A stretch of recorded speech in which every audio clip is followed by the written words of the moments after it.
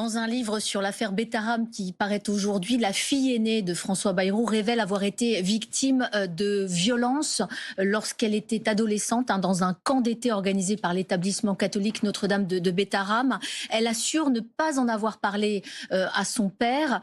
François Bayrou dit donc aujourd'hui la vérité lorsqu'il affirme qu'il n'était pas au courant des faits.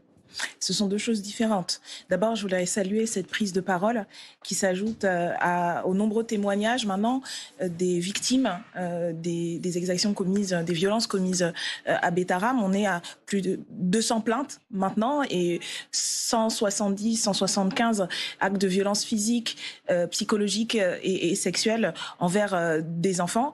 Et cette prise de parole, elle est importante. Et il faut entendre, écouter ces témoignages et surtout, en tant que responsable politique, savoir pourquoi est-ce que ces violences ont pu se dérouler pendant aussi longtemps. Mais et c'est là où de François Bayrou, parce qu'elle dit même qu'il y a une forme de déni collectif et qu'elle n'en a pas parlé à son père. Donc François Bayrou, lorsqu'il explique depuis 3 mois qu'il n'était pas au courant des faits, eh bien ça veut dire que la fille le dédouane. Il est passé lui aussi dans un statut de victime puisqu'il est père d'une victime. Non, je pense qu'il y a deux sujets séparés, comme je le disais. Il y a cette situation familiale particulière. Il y a la question des responsabilités politiques.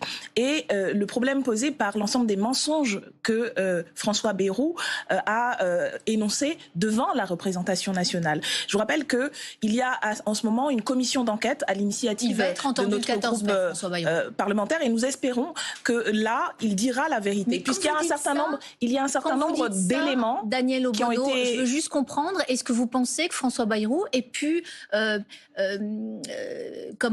couvrir un système de violence physique et sexuelle? Eh bien, c'est ce qu'il faudra faire comme lumière sur les événements, puisque je rappelle qu'il y a eu plusieurs alertes devant la commission parlementaire, c'est-à-dire sous serment. Un certain nombre de lanceurs et de lanceuses d'alerte se sont exprimés.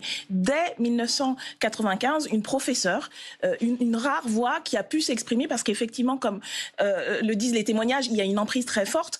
Elle a alerté François Bayrou. Il y a un juge d'instruction qui a indiqué avoir eu des discussions avec François Bayrou. Il y a un gendarme qui confirme ces faits. Donc, il y a un certain nombre de témoignages qui contredisent les propos qui ont été tenus par François Bayrou, qui lui-même, par ailleurs, au fur et à mesure, en est arrivé à dire, par exemple, qu'une de ses filles lui avait parlé de gifles. Mais ne serait-ce que ce fait devrait avoir alerté le responsable de la protection de l'enfance. On va pas refaire toute l'affaire, Daniel Obono. Oui, mais c'est une affaire très grave et je pense que M. Bayrou doit répondre de cela.